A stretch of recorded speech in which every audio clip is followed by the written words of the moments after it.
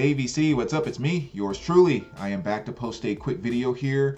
This is going to be a quick, it's not even really a thread, but just kind of catching on to a video that Glen Kellaway put up.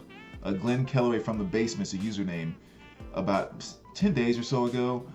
My feminine side, where he was just showing some of his favorite female artists.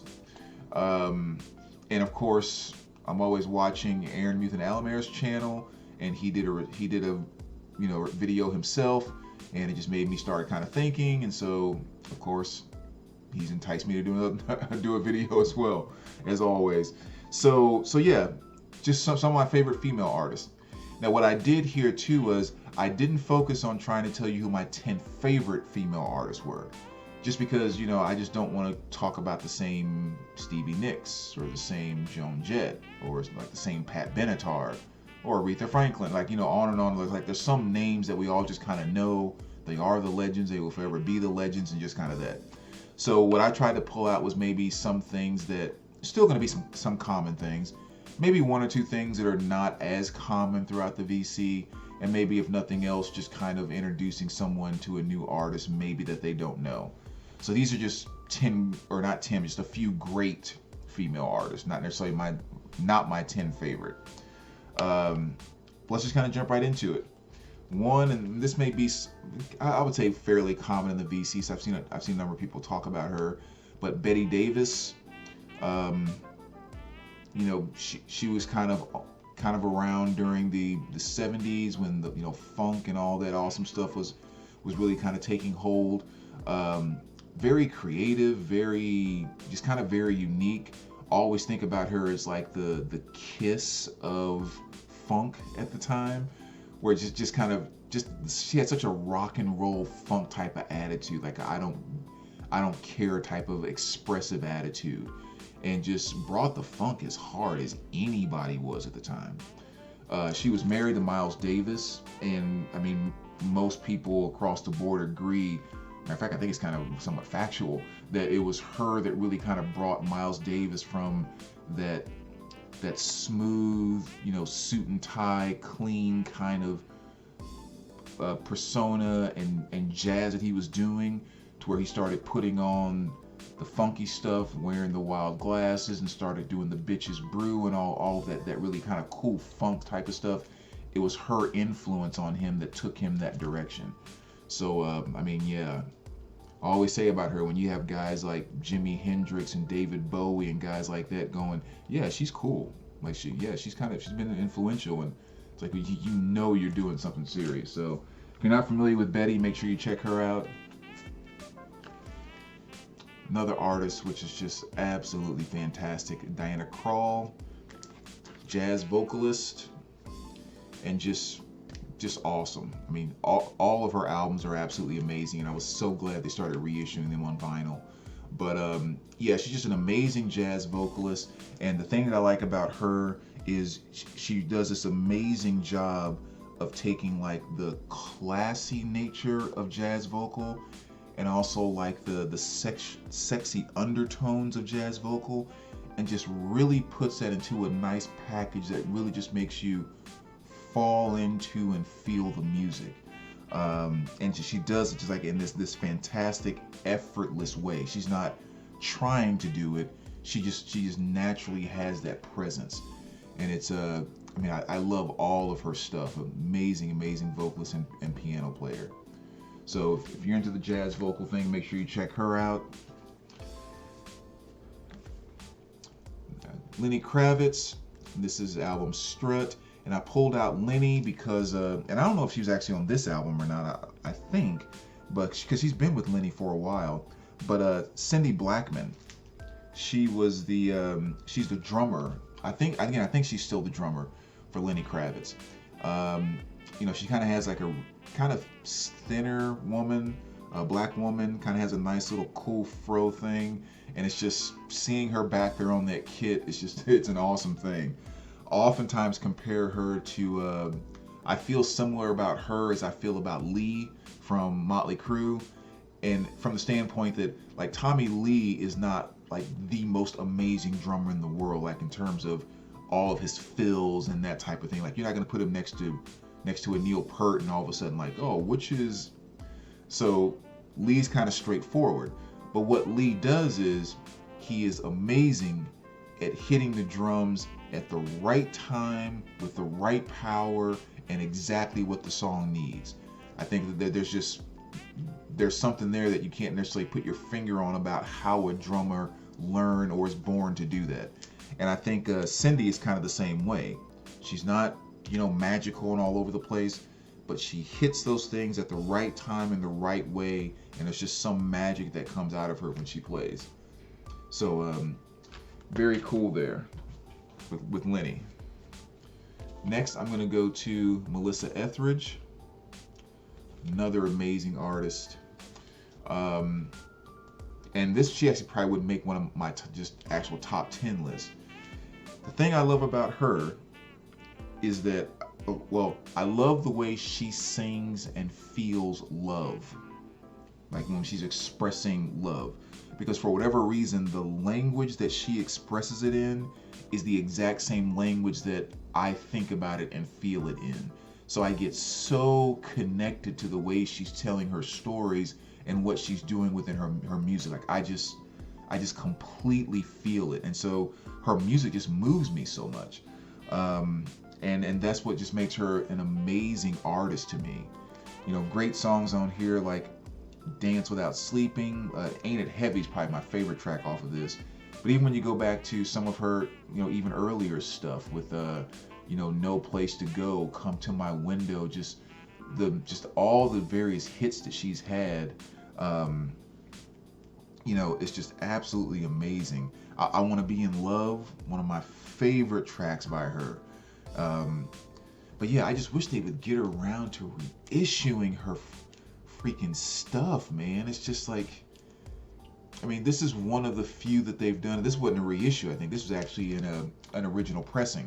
So they haven't even actually reissued this. But it's just for whatever reason, they will not get back to, especially her earlier stuff. And it's like, I don't know what you guys are thinking. But amazing, amazing artist there.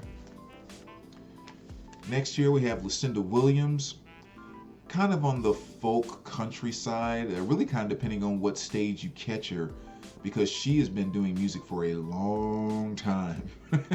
She has put out a lot of records and done a lot of music. But again, a great artist that does stuff that may sound poppy sometimes, but sounds real country other times, folky, a mixture of the two. She just kind of does what feels good to her. So again, a lot of great songs. On this particular album, I would say my favorite song is Where's My Love or Words, one of those two songs. But Are You Alright? And just a lot of great stuff, great artists to check out. Fruits of My Labor, one of my favorite songs off of her other album. But she has so much stuff out there. Great, great artist. Next here, kind of staying in that country or folk type of vein, Jillian Welch, Soul Journey. Another amazing artist. Another artist they need to get around to putting more of her stuff on vinyl. I think this is one of her more recent albums, recent being like, 6 years ago, 7 years ago or something like that, came out on vinyl. They finally went back and issued this one on vinyl, but have not touched any of her other albums, and I just cannot figure out why. But just what you get with Jillian is just an amazing journey back in time to just old down home folkish, early 1900s, maybe late 1800s, just kind of down south folk country type of music. Mainly like acoustic guitar type of stuff, and she just does it. Clearly she was born in the wrong time period, because she definitely just fits right into that time period. But just makes great music. Favorite song off of this album is Look at Miss Ohio. If you're checking out some of her stuff overall, I would also throw in like Whiskey Girl. That'd be another good one to throw in. And My First Lover would be another great one. So Jillian Welch. Alison Krauss, Union Station, another great band to check out. This is Paper Airplane. Probably my favorite album by her. But again, just beautiful voice. You know, kind of a soft rock and country feel kind of thing to it. Just especially on this album, just some very, very beautiful music. Paper Airplane, Lay My Burden Down, My Love Follows You Where You Go, fantastic song. So really, really good stuff, again, kind of in that country / folkish vein. And you can really kind of get that impression with being with Union Station with, I'm forgetting his name now, with what's his name here, mainly because Alison Krauss and Jillian Welch that I just showed are well featured on this album, Oh Brother Where Art Thou. They both do a number of different songs on here, and the guy I was just pointing at, what's his name?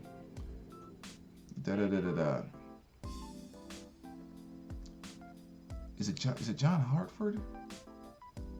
No, I'm getting confused now. But you know, Man of Constant Sorrow off of this, that was him that was singing it, and you know, again, a number of different things by Krauss and Jillian Welch on here. So if you like this movie and this soundtrack, you're gonna love those two. Go check them out. All right, next we're going here with Jeff Beck. This is a Jeff Beck group. Now, this particular female artist was not on this album, but I first discovered her playing with when she was playing with Jeff Beck. So that's why I pulled out the Jeff Beck group here. But it's Tall Wilkinfield. I think, make sure I pronounce her name right. Wilkinfield, I believe. And yeah, like I said, I first discovered her. She's a bass player. When she was playing with Jeff Beck, I saw some live stuff, and my jaw was just kind of on the floor. I mean, because you could, at that time, especially when I saw her, this was a number of years ago. She was born in '86. You know, so she's not like an older person that you would expect to be sharing the stage with Jeff Beck. She looks like a young 19, 20-year-old girl, you know, that has her long curly hair and, you know, just like was getting ready to just get up and go to work. And when she went to work, playing the hell out of a bass, because I mean, her face is young, her soul is old, without question. Just an amazing bass player. And so, you know, that kind of got me into kind of following her and watching some of her stuff and realizing that she had solo stuff that she had done. I believe she's from Australia. And then digging further, looking at some of the people that she played with, because she's done albums and played with Macy Gray, Jackson Brownie, Todd Rundgren, Prince. She's played with Herbie Hancock. I mean, think about that for a second.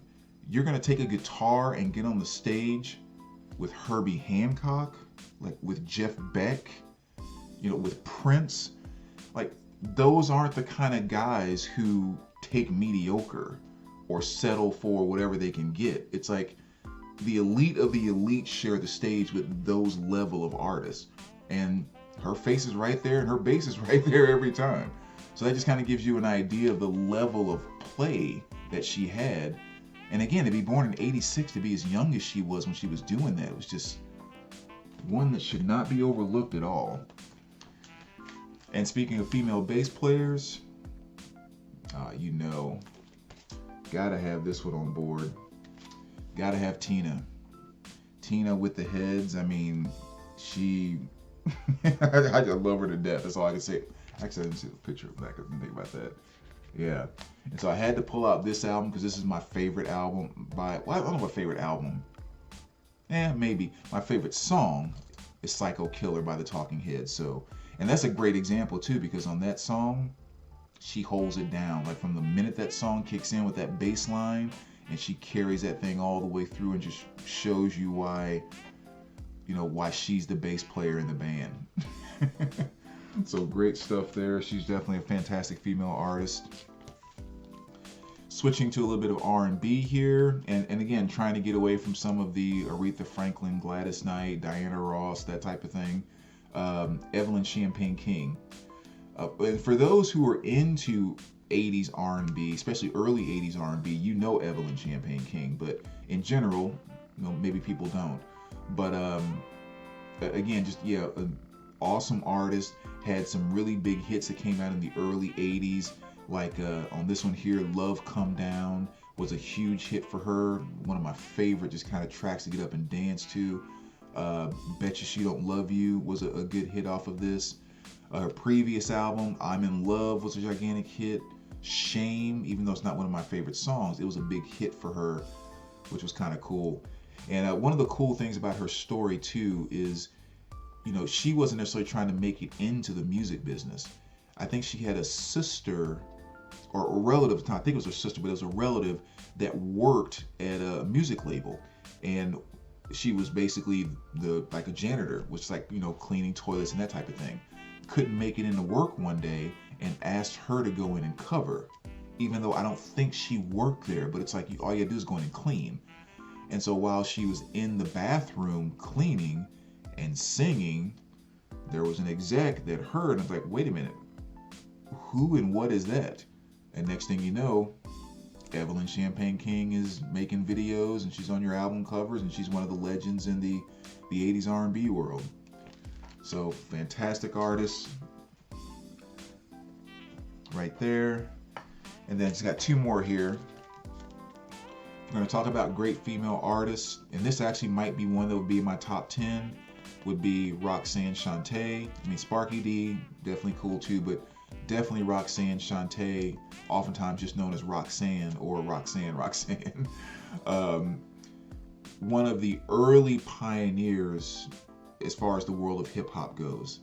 And she was definitely the first female to like step out and do everything the guys were doing, and then even more so where there was a ton of the guys that were looking up to her from what she was doing.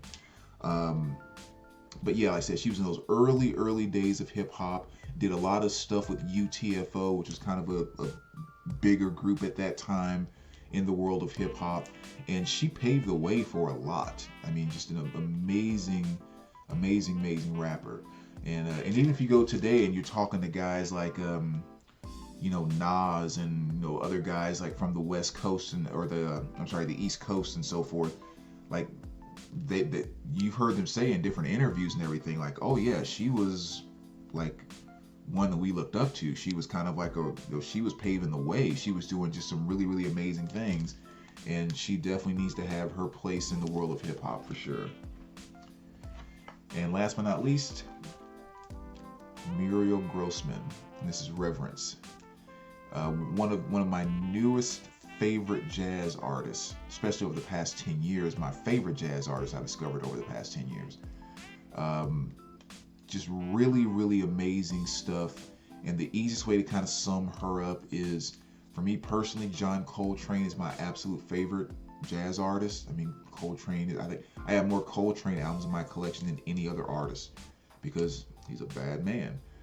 When I listen to Muriel, especially in a lot of different places in her stuff, it literally seems like John Coltrane was reincarnated as a white woman.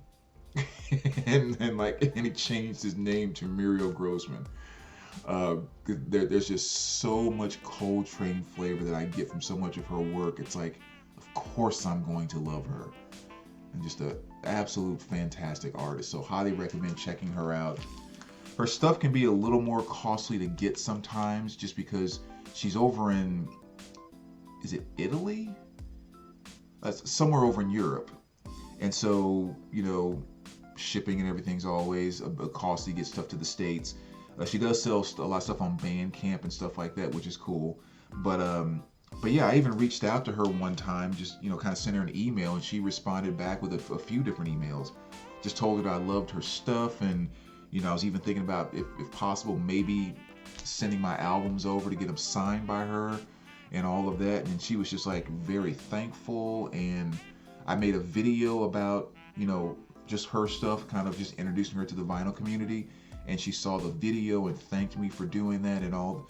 So, I mean, just a very sweet woman, very nice woman, and can just play the hell out of that sax. So, very cool for any jazz lovers out there. So there you go. Those are a few female artists that I think are fantastic. As always, let me know what you think. I hope maybe I've introduced someone to at least one or two new things. I know when I was watching Aaron's video, there were a couple artists and a couple albums he introduced me to that I had never heard of before. So that's obviously one of the great things about the VC. So thanks for watching as always, guys, and we will talk to you soon. All right, take care.